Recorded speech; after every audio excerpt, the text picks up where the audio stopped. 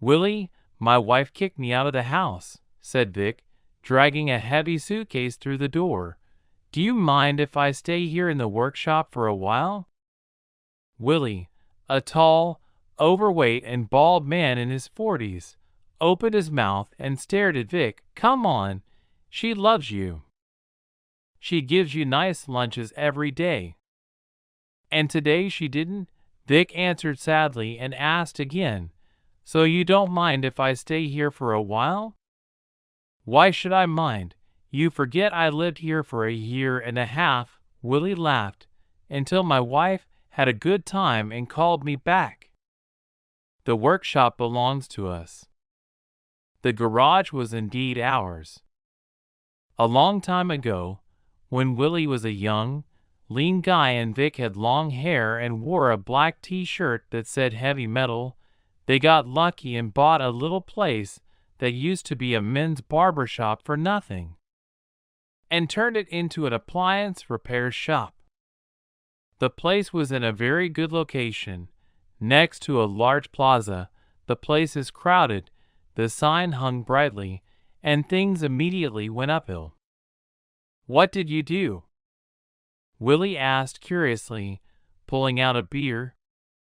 Vic shrugged, spread his hands, and replied quietly, "Nothing. You don't get kicked out of the house for nothing." Willie reluctantly disagreed and added, "I'm your only friend, and I'm the only one you could tell." Vic hesitated for a few seconds, coughed, and said, "All right, I'll tell you. It's all because of my mother-in-law." Willie's jaw dropped, his eyebrows went up, and he asked in surprise, "What's the mother-in-law got to do with it?" "She's dead." "Uh-huh," Vic nodded. "She's dead, but she still won't let me live. She died half a year ago, and a month ago she dreamed for the first time. I've been dreaming about her every night. Imagine, I dream about her and she's swearing at me, calling me all kinds of names, saying I'm a worthless bum and Linda needs another husband, telling me to get out of her house. A lot of things. And I started arguing with her. She was yelling at me, and I was yelling back at her, and it's like that every night."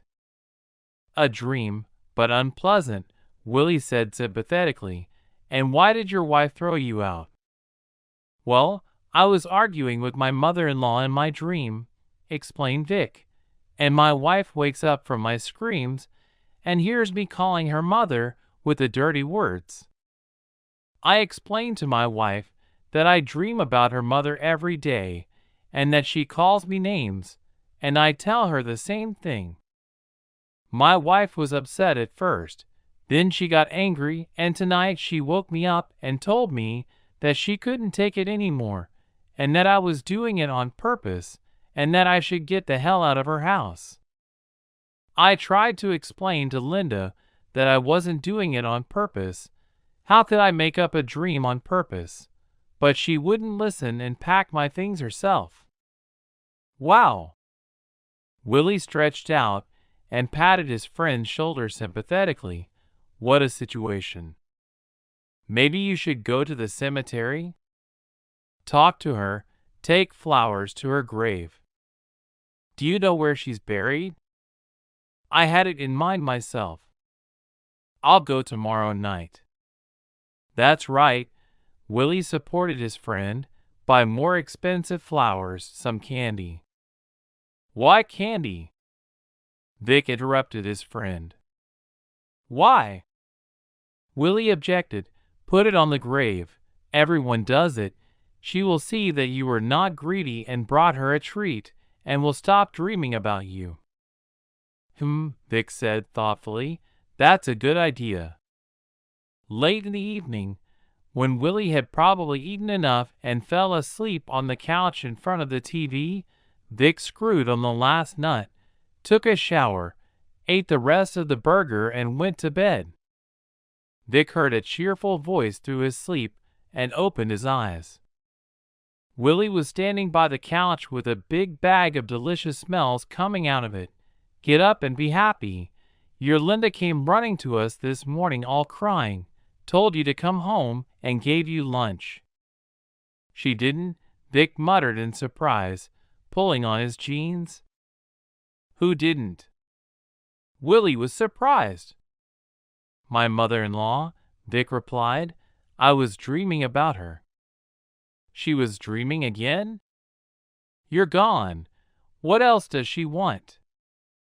said Willie indignantly, putting the contents of the bag on the table. "She didn't swear this time," Vic said, opening a container of tasty stewed potatoes and meat, grabbing a piece of meat with his fingers, putting it in his mouth, and muttering quickly. "She asked me to go back to Linda, said she came to her grave and cried so hard, shamed her, reproached her, said she was ruining her life, and that if she didn't stop dreaming about me, Linda would jump off a bridge. My mother-in-law was frightened and promised to stop dreaming about me, said she was dreaming for the last time, would not apologize, but asked me to go back to Linda." "Wow," Willie muttered, surprised to the core. "It happens." "It happens," agreed Vic and added, "I'll go to my mother-in-law's grave and take her eclairs. She loved those cakes. Let her be happy."